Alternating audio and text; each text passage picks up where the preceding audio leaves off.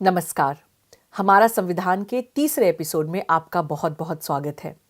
पिछले एपिसोड में हमने बात किया भारत के संविधान बनाने के इतिहास के बारे में।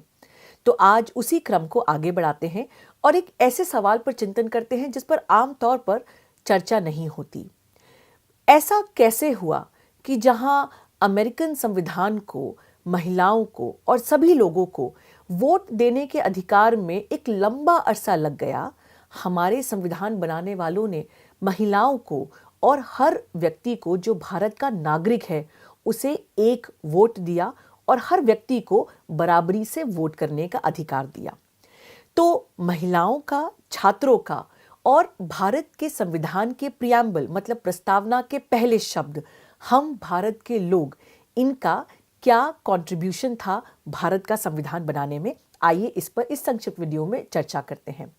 देखिए, भारत की संविधान सभा मतलब कॉन्स्टिट्यूएंट असेंबली ने वाद विवाद और चर्चा से ही सिर्फ भारत के संविधान को उत्पाद नहीं किया, जन्म नहीं दिया। भारत के संविधान की कल्पना 1946 से पहले मौजूद जो लोग थे, उनकी जो सोच थी और उनके बीच में जो चर्चा हुई, उन सब ने संविधान पर, उसकी कल्पना पर एक गहरा प्रभाव छोड़ा। यदि अमेरिकन इतिहास में थोड़ा सा आपको लेके चलूं तो ये बात आपको और ज्यादा समझ में आएगी। देखिए, 1789 में मतलब 1789 में पहली बार अमेरिका के संविधान ने राज्यों को ये अधिकार दिया कि कौन वोट देने का अधिकार रखेगा, इस पर राज्य कानून बनाए। मतलब अमेरिका में जो अलग अलग राज्य थे, हर राज्य कानून बना सकता था कि किस व्यक्ति को मत देने का, वोट देने का अधिकार होगा। ज्यादातर राज्यों ने केवल उन लोगों को वोट करने का अधिकार दिया जो टैक्स पेयर्स थे, जो कर चुकाने वाले थे और जो संपत्ति के मालिक थे। इसका मतलब सफेद पुरुष जो आबादी के केवल 6% ही लोग थे जिन्हें वोट करने का अधिकार मिला। कुछ राज्यों ने, बहुत सीमित राज्यों ने काले पुरुषों को भी वोट करने की अनुमति दी, लेकिन केवल न्यू जर्सी एक ऐसा राज्य था जहां पे अविवाहित और विधवा महिलाओं को वोट देने के अधिकार में शामिल किया गया, रंग की परवाह किए बिना। चूंकि विवाहित महिलाओं को अमेरिका में संपत्ति रखने की अनुमति नहीं थी उस समय पर, इसलिए उन्हें मत देने के अधिकार से वंचित रखा गया। तो ऐसा लगा कि मानिए धीरे धीरे जो है कुछ राज्यों में महिलाओं को भी वोट देने का अधिकार प्राप्त हो रहा है। लेकिन फिर 1807 में न्यू जर्सी ने सारे काले पुरुषों और सभी महिलाओं को मतदान के अधिकार से वंचित कर दिया। तो मतलब 2 स्टेप अमेरिका में पीछे वापस ले ली गई। इसके बाद ये क्रम जो है वो चलता गया। 1870 में आया एक अलग नया बड़ा माइलस्टोन, जब अमेरिकन संविधान में 15वां अमेंडमेंट या संशोधन हुआ, जिसने ये कहा कि किसी भी व्यक्ति के अगेंस्ट में कलर के बेसिस पे, मतलब उसका रंग क्या है, उसकी रेस क्या है और पहले क्या उन्होंने स्लेवरी किया है, किन लोगों को सर्व किया है, वो सारे इतिहास को दरकिनार करके उन बेसिस पर वोट देने का अधिकार नहीं दिया जा सकता। जब ये 15वां संशोधन हुआ तो कई राज्यों में इसके खिलाफ भी घोर प्रदर्शन हुआ और केवल उटाह में एक राज्य है अमेरिका का, केवल वहां पे फिर से महिलाओं को अधिकार दिया गया। मतलब हम बात कर रहे हैं अब 19वीं सदी तक भी अमेरिका बराबरी का सब लोगों को वोट देने के लिए तैयार नहीं हुआ। इनफैक्ट कई ऐसे कानून पास हुए जिन्हें कहा जाता है जिम क्रो लेजिस्लेशन, जहां पे अलग अलग क्लॉजेस डालकर, अलग अलग बातों को कानून में डालकर सभी लोगों को बराबर वोट करने का अधिकार नहीं मिला जाए, इस बात को सुनिश्चित किया गया। जैसे कुछ लोगों ने कह दिया कि लिटरेसी टेस्ट होना चाहिए, आपकी पढ़ाई का टेस्ट होना चाहिए, यदि आप उसमें पास होते हैं तो ही आपको वोट करने का अधिकार मिलेगा। और ये लिटरेसी टेस्ट, ये एजुकेशन टेस्ट जो भी लोग बनाते थे वो हमेशा व्हाइट पॉपुलेशन, उनके फेवर में, उनको ध्यान में रखते हुए इन्हें बनाते थे। अब बात आगे बढ़ती है और पहली बार 1920 में 18 अगस्त 1920 को एक नया माइलस्टोन अमेरिकन संशोधन में होता है। 19वें संशोधन के द्वारा जब संविधान पहली बार ये कहता है कि किसी भी व्यक्ति को वोट देने का अधिकार जो है वो सेक्स या जेंडर के बेसिस पे नहीं दिया जा सकता। मतलब महिलाओं को अमेरिका में पहली बार वोट करने का अधिकार दिया गया 1920 में, लेकिन बात अभी भी पूरी बराबर नहीं थी, सबको समानता का अधिकार नहीं था। 1962 से 64 मतलब 62 से 64 तक बहुत सारे सुप्रीम कोर्ट के जजमेंट्स आए चीफ जस्टिस अर्ल वॉरेन की बेंच के द्वारा, जिनमें से यदि मैं 3 का नाम लूं तो मैं कहूंगी सबसे पहला है बेकर एंड कार, दूसरा था एक रेमंड एंड सिम्स जो कि 1964 में आया, और एक और तीसरा जजमेंट था जिसका नाम था वेस्बरी वर्सेस सैंडर्स। ये तीनों जजमेंट्स ने चीफ जस्टिस अर्ल वॉरेन की अध्यक्षता के अंदर ये कहा गया कि जिस प्रकार के राज्य रोड़े लगा रहा है लोगों को बराबर समानता का वोट का अधिकार ना मिले, ये सब अनकॉन्स्टिट्यूशनल है। और इसके बाद आया एक वो दौर जब अमेरिका में सभी लोगों को बराबर का वोट करने का अधिकार प्राप्त हुआ। भारत में जब कॉन्स्टिट्यूएंट असेंबली मतलब संविधान सभा भारत के संविधान पर बात कर रही थी तो ये बात सुनिश्चित थी कि सारी महिलाओं को, सारे दलितों को, सारे पिछड़े वर्गों को बिना किसी जाति, धर्म, किसी और भेदभाव के वोट का बराबर अधिकार मिलेगा। तो इस वीडियो में सवाल यह है कि ऐसा कैसे हुआ कि ये सब लोग जो है वो महिलाओं को भी बराबर वोट का अधिकार देने के लिए मान गए।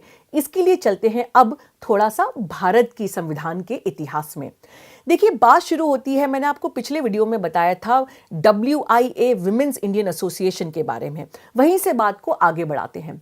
सन 1917 कुछ महिलाएं, जिसमें से यदि मैं प्राइमरीली नाम लूं तो बताऊंगी आपको कि कमला देवी चट्टोपाध्याय, एनी बीसेंट और मार्गरेट कजिन्स, इन 3 महिलाओं ने बड़ी महत्वपूर्ण भूमिका अदा करी। खैर, बहुत सारी महिलाएं थी, इन सब ने मिलाकर अद्यार एक जगह है मद्रास के पास, वहां पर WIA मतलब विमेंस इंडियन एसोसिएशन का एक संगठन की शुरुआत करी।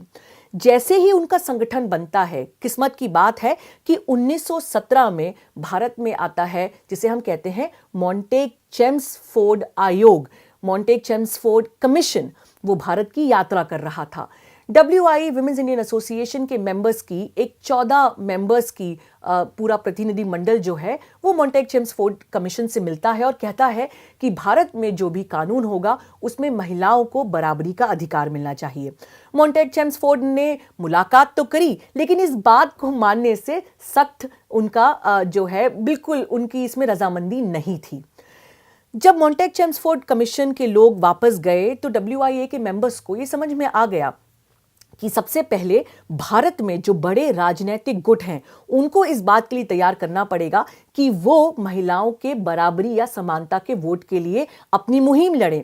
तो WIA विमेंस इंडियन एसोसिएशन के काफ़ी सारे मेंबर्स जो हैं, काफ़ी सारे सदस्य जो हैं, वो ना सिर्फ इंडियन नेशनल कांग्रेस के मेंबर्स से मिले अपितु मुस्लिम लीग के मेंबर से भी मिले। और उसके बाद इंडियन नेशनल कांग्रेस ने अलग अलग एनुअल सेशंस में अपने जो उनके सालाना जो सत्र होते थे उसमें इस प्रकार के रेजोल्यूशंस पास किए जिसमें कहा कि महिलाओं को भी बराबरी से वोट करने का अधिकार होगा। ये बात आगे बढ़ी और अब आया सन 1918, एक साल बाद ही अब आया भारत में एक दूसरा कमीशन जिसे कहा जाता है साउथ बोरो कमीशन। इस बार WIA ने ठान लिया था कि उनकी जो संगठनात्मक पूरी शक्तियां हैं, जो ऑर्गेनाइजेशनल कैपेबिलिटीज हैं, उसका वो पूरा उपयोग करेंगे महिलाओं के वोट के अधिकार के लिए। साउथ बोरो कमीशन का जो गठन हुआ था वो भारत में कई सारी चीज़ों को देखने के लिए और आगे क्या कानून होना चाहिए इस पर अपनी राय देने के लिए हुआ था, लेकिन वोट किसको दिया जाए किसको ना दिया जाए ये भी उसमें एक अहम मुद्दा था। 65 कमिटी, 65 संगठन जो कि WIA के पार्ट थे, उसके चैप्टर्स थे या अलग महिला संगठन थे, इन्होंने अलग अलग प्रस्ताव को पारित किया और अपने सबकी जो रिकमेंडेशंस थी वो भेजी साउथ बोरो कमीशन पे। साउथ बोरो कमीशन ने इस बात पे कहकर इस महिलाओं को समानता का वोट मिले इस बात को ये कहकर ठुकरा दिया कि भारत में जो सामाजिक स्थिति है वो अभी इस चीज के लिए तैयार नहीं कि महिलाओं को बराबरी से वोट दिया जाए। मार्गरेट कजिन्स जो जनरल सेक्रेटरी थी विमेंस इंडियन एसोसिएशन की, उन्हें इस बात से बहुत बुरा लगा और उन्होंने द हिंदू न्यूज़पेपर के संपादक को एक पत्र लिखा जिसमें उन्होंने साफ साफ शब्दों में कहा कि इस साउथ बोरो कमीशन की इस बात का मैं बिल्कुल विरोध करती हूं और ऐसे कैसे हो सकता है कि एक मुट्ठी भर पुरुष जिन्हें भारतीय सामाजिक समस्याओं के बारे में ज्यादा पता भी नहीं। वो इस बात का न्याय करेंगे कि भारत की सामाजिक स्थिति महिलाओं को बराबरी से वोट देने के लिए तैयार है या नहीं। उन्होंने कहा कि दिल्ली में, बंबई में, जहां इंडियन नेशनल कांग्रेस के बहुत सारे लोग मिले और इस बात की प्रस्तावना पारित करी कि महिलाओं को भी बराबरी का अधिकार मिले, ये वो लोग हैं जो हमारी महिलाओं के, भारतीय महिलाओं के पति हैं, बेटे हैं, अलग अलग रिश्तों में हमसे बंधे हुए हैं और जानते हैं कि भारतीय महिलाएं किसी भी मायने में कम नहीं। खैर, ये बात फिर आगे बढ़ी और इसके बाद धीरे धीरे धीरे धीरे जो WI की, विमेंस इंडियन एसोसिएशन की जो सदस्य थी, जो मेंबर्स थी, उन्होंने इस बात पे एक तरीके से ये कहा जाए कि मन बना लिया था कि जब तक महिलाओं को बराबरी से वोट का अधिकार नहीं मिलेगा तब तक हम चैन से नहीं बैठने वाले। इंडियन नेशनल कांग्रेस और मुस्लिम लीग ने बहुत महत्वपूर्ण भूमिका अदा करी ये बात सुनिश्चित करने में कि भारत में महिलाएं ना सिर्फ सिविल डिसोबीडियंस मूवमेंट और इंडियन इंडिपेंडेंस मूवमेंट में आगे रहे, लेकिन जब अंततः कॉन्स्टिट्यूएंट असेंबली का गठन हुआ उसमें भी महिलाओं को शामिल किया गया। बहुत सारी महिलाओं ने बड़े फंडामेंटल तरीके से संविधान की सोच को बदला भी। समय सीमित होने के कारण कुछ छोटे से एग्जाम्पल आपको देना चाहती हूं। पहला नाम जो जहन में आता है वो है हंसा जीवराज मेहता का। हंसा जीवराज मेहता जो है वो भारत में कॉन्स्टिट्यूएंट असेंबली का मेंबर बनने के पहले यूनाइटेड नेशंस, जिसे हम कहते हैं संयुक्त राष्ट्र संघ, यूनाइटेड नेशंस ऑर्गेनाइजेशन की एक सब कमिटी की मेंबर भी थी। उन्होंने महिलाओं के अधिकारों पर बहुत सारे भाषण भी दिए थे, बहुत सारा काम भी किया था। तो उन्हें बनाया गया जो फंडामेंटल राइट्स पे एक छोटी सी ड्राफ्ट कमेटी थी, उसका उनको एक मेंबर बनाया गया। और ये हंसा जीवराज मेहता के ही बदौलत है कि उन्होंने राजकुमारी अमृत कौर के साथ मिलकर भारत में संविधान में यूनिफॉर्म सिविल कोड की बात को लाने पर जोर दिया। यूनिफॉर्म सिविल कोड का क्या मायना है? यूनिफॉर्म सिविल कोड मतलब एक ऐसा कानून जो अलग अलग धर्मों के लिए अलग अलग ना हो। हमारी शादी किससे हो सकती है, उसके क्या कानून होंगे, डिवोर्स के लिए क्या कानून होगा, चाइल्ड कस्टडी पे क्या कानून होगा। उन्होंने कहा ये धर्म से नहीं, एक सिविल लॉ से जो है वो नियमित होना चाहिए। खैर, कॉन्स्टिट्यूएंट असेंबली ने यूनिफॉर्म सिविल कोड को फंडामेंटल राइट्स में या बाकी किसी संविधान के भाग में जोड़ने से इनकार कर दिया, लेकिन इसे सम्मिलित कर दिया गया directive principles of state policy, जिसे हम कहते हैं नीति निर्देश। ये वो भाग है संविधान का, आगे वाले वीडियो में आपको समझाऊंगी, जिसके लिए आप कोर्ट तो नहीं जा सकते इनको सीधे सीधे एनफोर्स कराने के लिए, लेकिन ये स्टेट को, सरकार को नीति निर्देश देते हैं कि किस तरह के कानूनों को आपको आगे बनाना चाहिए। खैर, यूनिफॉर्म सिविल कोड पे यदि साइड में हट के एक बात करूं तो इस पे काफी वाद विवाद है, क्योंकि ये यूनिफॉर्म सिविल कोड कैसा होना चाहिए। क्या क्योंकि देश में हिंदूज की मेजॉरिटी है तो क्या हिंदूज के पर्सनल लॉ से ये इन्फ्लुएंस होना चाहिए? यदि ऐसा होता है तो भारत के संविधान में माइनॉरिटीज को जो अधिकार दिए गए हैं उसका क्या होगा? तो यूनिफॉर्म सिविल कोड एक बड़ा विषय है जिस पे कभी आने वाले समय में विस्तृत में चर्चा करेंगे। खैर, बात को आगे बढ़ाते हैं तो जहां हंसा जीवराज मेहता जी ने बड़ी महत्वपूर्ण भूमिका अदा करी, एक दूसरा नाम जो जहन में आता है वो है पूर्णिमा बैनर्जी का। पूर्णिमा बैनर्जी ने ये कहा कि देखिए, भारत में आर्थिक स्वतंत्रता बहुत जरूरी है और उन्हीं की बदौलत आर्टिकल 23 जो ये कहता है कि किसी भी व्यक्ति को यदि वो उसको भीख मांगने पर मजबूर होना पड़ता है या लोगों में ट्रैफिकिंग मतलब शरीरों का एक प्रकार से उसमें व्यापार, ये बिल्कुल ही गलत है। आर्टिकल 23 पे एक अलग से बाद में वीडियो बनाएंगे, लेकिन उसको लाने वाली भारत के संविधान में उसका पूरा जो दायित्व है, रिस्पॉन्सिबिलिटी है, वो कहीं ना कहीं पूर्णिमा बैनर्जी के नाम पे जाता है।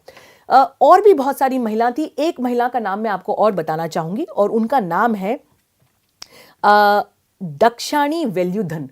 दक्षाणी वेल्युधन जी की बात इसलिए लाना जरूरी है क्योंकि वो पूरे कॉन्स्टिट्यूएंट असेंबली में सबसे यंगेस्ट मेंबर थी और केवल एकमात्र दलित महिला थी जिनका पूरा जो है रुझान रहा, जिन्हें इंक्लूड किया गया, जिन्हें शामिल किया गया कॉन्स्टिट्यूएंट असेंबली में। चूंकि वो खुद एक दलित महिला थी तो वो जानती थी कि दलितों के साथ किस प्रकार से भारत में सदियों तक अन्याय होता आया है।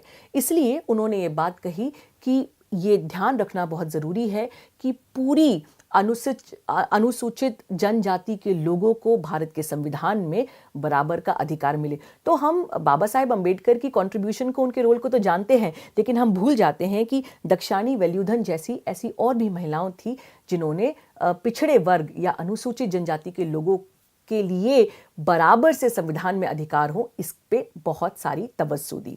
तो कुल मिला के इस छोटे से भाग का जो औचित्य था वो ये था कि महिलाओं ने भारत में ना सिर्फ इंडिपेंडेंस मूवमेंट में कंधे से कंधे मिलाकर अपनी जी जान लगाई, अपितु भारत के संविधान को बनाने में भी एक बहुत महत्वपूर्ण भूमिका निभाई।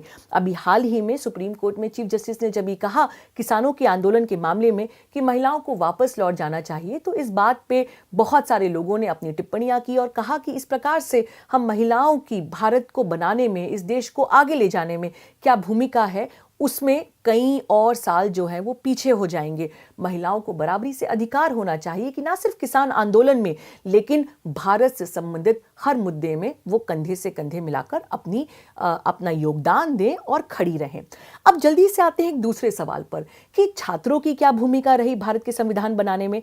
देखिए 1905 से जब भारत का पहली बार विभाजन की बात हो रही थी, तभी से कलकत्ता जो है वो छात्र प्रदर्शनों का एक सेंटर रहा। इनफैक्ट वहाँ पे बहुत सारी यूनिवर्सिटीज़ में बच्चों ने ना सिर्फ अपने कॉलेज छोड़ दिए, लेकिन गांधी जी ने 1920 में जब इस बात की मांग कही, सिविल डिसोबीडियंस, कि हम जो है वो किसी प्रकार से कॉपरेट नहीं करेंगे, तो सारे छात्र महात्मा गांधी जी के इस कॉल पर सड़कों पर उतर आए। और जो नारा लगा वो ये था कि स्वराज फर्स्ट, एजुकेशन लेटर, पहले हमें स्वतंत्रता चाहिए, उसके बाद हम पढ़ाई पर ध्यान देंगे। तो छात्रों ने बहुत महत्वपूर्ण भूमिका अदा करी। लेकिन एक छात्र जिसका नाम आप शायद जानते हो या ना जानते हो, कि जो छात्र राजनीति के माध्यम से भारत की कॉन्स्टिट्यूएंट असेंबली में आई, वो थी सुचेता कृपलानी। सुचेता कृपलानी ने बहुत सारे छात्रों के मूवमेंट को और उन छात्रों के मूवमेंट द्वारा हर अलग अलग शहर में जो लोकल लोग हैं जिनको संविधान के बारे में इतना पता नहीं था, उन सबकी बातों को संविधान तक लाने की एक बहुत अहम भूमिका अदा करी। लेकिन उसके बाद भी क्या ये कॉन्स्टिट्यूएंट असेंबली का गठन, जिसमें मैंने आपको पिछले वीडियो में बताया था कि एक वोटिंग के द्वारा अलग अलग जगहों से, अलग अलग प्रोविंसेस से लोगों ने वोट करके मेंबर्स भेजे कॉन्स्टिट्यूएंट असेंबली में, और कॉन्स्टिट्यूएंट असेंबली ने बनाया भारत के संविधान को। तो एक सवाल यह भी तो खड़ा होता है कि भारत के लोगों ने सीधे सीधे भारत के संविधान को तो नहीं बनाया। तो जब भारत का प्रियम्बल यानी उसकी प्रस्तावना शुरू होती है इन शब्दों से, हम भारत के लोग, we the people of India, तो क्या यह कहना सही है क्योंकि हमारे द्वारा चयनित लोगों ने संविधान को बनाया, हमने तो संविधान को नहीं बनाया? इस पर थोड़ी सी चर्चा करते हैं। देखिए दुनिया भर में लोकतंत्र में दो प्रकार होते हैं, ठीक है, दो तरह की डेमोक्रेसीज होती हैं। एक जिन्हें हम कहते हैं डायरेक्ट डेमोक्रेसी और एक जिन्हें हम कहते हैं इनडायरेक्ट डेमोक्रेसी। डायरेक्ट डेमोक्रेसी मतलब एक ऐसा लोकतंत्र जहां पे हर बड़े राजनीतिक मुद्दे पर उस देश के लोग सीधे सीधे वोट करें उस सवाल पर। मतलब फॉर एग्जाम्पल कि भारत में क्या किसान कानून होना चाहिए। यदि भारत में डायरेक्ट डेमोक्रेसी होती तो एक वोट कराया जाता पूरी भारत की आबादी से और वो कहते कि क्या ये किसान कानून होना चाहिए या नहीं होना चाहिए।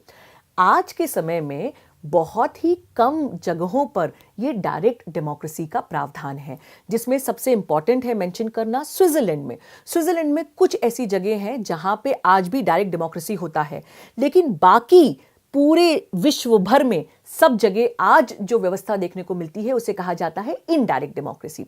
इनडायरेक्ट डेमोक्रेसी का मतलब कि लोग किसी ना किसी प्रकार से, किसी ना किसी माध्यम से अपने चयनित लोगों को चुने, अपने रिप्रेजेंटेटिव्स को चुने और ये रिप्रेजेंटेटिव्स जो हैं वो फिर आगे चलकर कानून बनाए। अब जब भारत के कॉन्स्टिट्यूएंट असेंबली में, भारत के संविधान सभा में ये बात आई कि क्या संविधान सभा को ही सारे कानून बनाना चाहिए या क्या संविधान सभा को संविधान में कोई एक ऐसा भी अनुच्छेद या प्रोविजन डालना चाहिए कि कुछ विषयों पर भारत की जनता, भारत के नागरिक, भारत की आबादी सीधा सीधा वोट करें। तो इस पे काफी सारे इंटरेस्टिंग वाक्य हैं, दो तीन आपको जल्दी से सुनाती हूं। देखिए 1948 में ये डिस्कशन चल रहा था कॉन्स्टिट्यूएंट असेंबली में कि भारत में क्या अंक प्रणाली को जो है वो अडॉप्ट करना चाहिए। क्या अंक प्रणाली होनी चाहिए जिसे विधिवत रूप से भारत स्वीकार करे?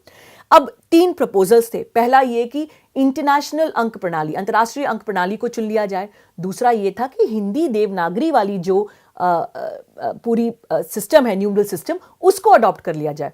और एक तीसरा प्रपोजल था कि नहीं, अलग अलग जो प्रणालियां हैं, अंक प्रणालियां हैं, उनको अलग अलग कामों के लिए उपयोग किया जाए, किसी एक अंक प्रणाली को नहीं लिया जाए।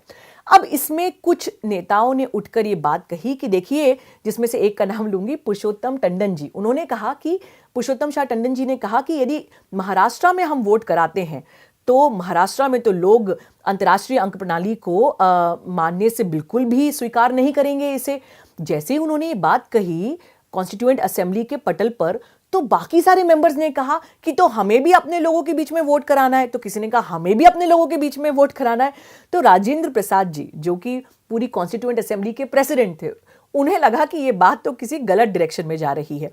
तो उन्होंने ये कहा कि देखिए, कॉन्स्टिट्यूएंट असेंबली का ही काम है संविधान को बनाना, और इसमें रेफरेंडम या सीधे सीधे वोटिंग की बात नहीं की जा सकती। इस पे कई लोगों ने अपनी आपत्ति भी जो है वो दिखाई, जिसमें सबसे बड़ा नाम आता है केटी शाह जी का। केटी शाह जी ने, जो कॉन्स्टिट्यूएंट असेंबली के मेंबर थे, बार बार ये बात कही कि क्यों ना रेफरेंडम, प्लेबिसाइट, मतलब ऐसे टूल्स, ऐसे माध्यम जिनसे सीधे लोगों से पूछा जा सके, उसे भारत के संविधान में जोड़ा जाए। तो उस समय जब ये बात हुई तो शंकर राव देव जी ने कहा कि देखिए, यदि संविधान भी आपने इतनी चर्चा के बाद बना दिया और पूरे संविधान पे भी लोगों से वोट करवाया कि अभी संविधान को माना जाए या ना माना जाए, तो बहुत मुश्किल होगा कि लोग वोट से कहेंगे कि इसी संविधान को माना जाए। तो उन्होंने कहा चूंकि देखिए मामले को आगे बढ़ाना है और भारत में आबादी बहुत बड़ी है, तो हर मुद्दे पे यदि सीधे सीधे लोगों से वोट कराया जाएगा तो इसमें पैसा खर्चा बहुत होगा, इसमें समय बहुत लगेगा। तो राजेंद्र प्रसाद जी ने ये बात कही कि ये कॉन्स्टिट्यूएंट असेंबली को जो बनाया गया है, हम लोगों के द्वारा चयनित हैं, मतलब लोगों ने हम पर विश्वास दिखाया है, इसलिए भारत का संविधान हम भी बनाते हैं तो वो एक तरीके से लोगों के ही द्वारा बनाया गया है। भारत के लोगों को अपनी बात सीधे सीधे संविधान में कहने का मौका नहीं मिला, इसके लिए कॉन्स्टिट्यूएंट असेंबली ने एक बीच का रास्ता निकाला। जब पूरा ड्राफ्ट बन गया था तो फरवरी 1948 में इस ड्राफ्ट को ना सिर्फ वकीलों के साथ, लेकिन पत्रकारों के साथ, ट्रेड यूनियंस के साथ, अलग अलग जो राज्य सरकारें थीं उनके साथ साझा किया गया और लोगों से ये विनती की गई कि इस ड्राफ्ट पे आपके जो भी कमेंट्स हैं, आपके जो भी ऑब्जर्वेशंस हैं, जो भी आपके क्रिटिसिज्म्स या आलोचनाएं हैं, उन सभी बातों को आप हमसे साझा कीजिएगा। और उसके बाद 2-3 महीने तक अलग अलग कमिटीज़ का गठन हुआ, जिन कमिटीज़ ने लोगों द्वारा आए सारे कमेंट्स का ना सिर्फ अवलोकन किया, लेकिन ये भी देखा कि उसमें से किन बातों को संविधान में सम्मिलित किया जा सकता है। तो कॉन्स्टिट्यूएंट असेंबली मतलब संविधान सभा ना सिर्फ लोगों के द्वारा चयनित लोगों से गठित थी, लेकिन संविधान के ड्राफ्ट पर भी लोगों से सीधे सीधे कमेंट्स मांगे गए। तो ये कहना कि भारत का संविधान जो है वो वी द पीपल ने बनाया है, ये किसी भी प्रकार से अतिशयोक्ति नहीं है। लेकिन चलते चलते एक आखिरी बात पर आपका ध्यान और आकर्षित करना चाहती हूँ। देखिए, अमेरिकन जो संविधान है उसका जो प्रियम्बल है, प्रस्तावना है, वो भी शुरू होता है इन 3 शब्दों से, वी द पीपल, और भारत का प्रियम्बल भी शुरू होता है वी द पीपल। इसमें वी द सिटीजन्स क्यों नहीं लिखा गया, हम लोग क्यों लिखा गया, हम भारत के नागरिक क्यों नहीं लिखा गया? देखिए, जब आने वाले वीडियो में मैं आपको समझाऊंगी कि भारत में किसको नागरिकता का अधिकार प्राप्त है, तो ये समझिएगा कि नागरिकता जो है वो किसी देश के कानून द्वारा परिभाषित होती है। कौन किसी देश का नागरिक है वो इस बात से डिसाइड होगी कि उस देश में नागरिकता को लेकर अधिकार क्या है। लेकिन संविधान बनाने वालों ने इस बात पर ध्यान दिया कि सरकार नागरिकता को लेकर कभी भी कानून बदल सकती है, लेकिन वो लोग जो किसी भी समय पर उस देश के निवासी हैं, उस देश के जो है रहने वाले हैं, उन लोगों का संविधान है ये। तो किसी डिस्क्रिमिनेटरी, किसी प्रकार से लोगों के बीच में किसको नागरिकता मिले किसको ना मिले, इस बात पे यदि सरकार कानून ले भी आए तो हमेशा ध्यान रखिएगा कि ये संविधान जो है वो सिर्फ नागरिकों के द्वारा नागरिकों को देन नहीं है, ये लोगों के द्वारा लोगों को देन है। अगले वीडियो में बात करेंगे भारत के प्रियम्बल की। आज तो हमने केवल शुरुआती 3 शब्द लिए, we the people of India, लेकिन बाकी प्रियम्बल क्या है और प्रियम्बल क्या कहता है और क्यों भारत के प्रियम्बल को जो है वो भारत के संविधान की आत्मा भी बताई जाती है, इस पर चर्चा करेंगे अगले वीडियो में। आपके क्या सवाल हैं? आपको कैसा लग रहा है जो बात मैं समझा रही हूँ? क्या वो समझ में आ रहा है? आपके और क्या सुझाव हैं ज़रूर बताइएगा मुझे कमेंट बॉक्स में। और यदि आपको ये वीडियो पसंद आया तो कृपया इसे अपने परिवार के साथ, दोस्तों के साथ, अलग अलग ग्रुप्स पे ज़रूर शेयर करिएगा। मैं अधिवक्ता अवनी बंसल द वायर के साथ। देखने के लिए बहुत बहुत धन्यवाद।